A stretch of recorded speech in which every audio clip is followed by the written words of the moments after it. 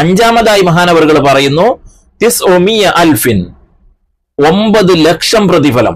നമ്മൾ ഒരു ദാനധർമ്മം ചെയ്യുമ്പോൾ അതിന് 9 ലക്ഷം പ്രതിഫലം അള്ളാഹു തരുന്ന ആ വിഭാഗം ആരാണ്? അത് ആർക്ക് കൊടുത്താലാണ്? ആലിമിൻ ഔ ഫഖീഹിൻ, പണ്ഡിതന്മാർക്ക്, ഉസ്താദുമാർക്ക്. ഔ ഫഖീഹിൻ എന്നും പറയുന്നുണ്ട്. അതായത് ഫിഖ്ഹിയായ മസ്അലകൾ കൂടുതൽ പഠിച്ച ആളുകൾ, അങ്ങനെയുള്ള ഉസ്താദുമാർ, അവർക്കൊക്കെ ദാനധർമ്മം കൊടുത്താൽ അതിന് 9 ലക്ഷം പ്രതിഫലമുണ്ട് എന്ന് ബഹുമാനപ്പെട്ട ഇമാം സുയൂത്തി റളിയല്ലാഹു അൻഹു പറയുന്നു. അപ്പൊ നമ്മൾ ചെയ്യുന്ന ദാനധർമ്മങ്ങളിൽ നിന്ന്, സ്വതക്കയിൽ നിന്ന് ഏറ്റവും കൂടുതൽ നമുക്ക് പ്രതിഫലം കിട്ടുന്നത് ഉസ്താദുമാർക്ക്, ആലിമീങ്ങൾക്ക് നമ്മൾ കൊടുക്കുന്ന ദാനധർമ്മമാണ്, സ്വതക്കയാണ്. 9 ലക്ഷം പ്രതിഫലം എന്നാ പറഞ്ഞത്.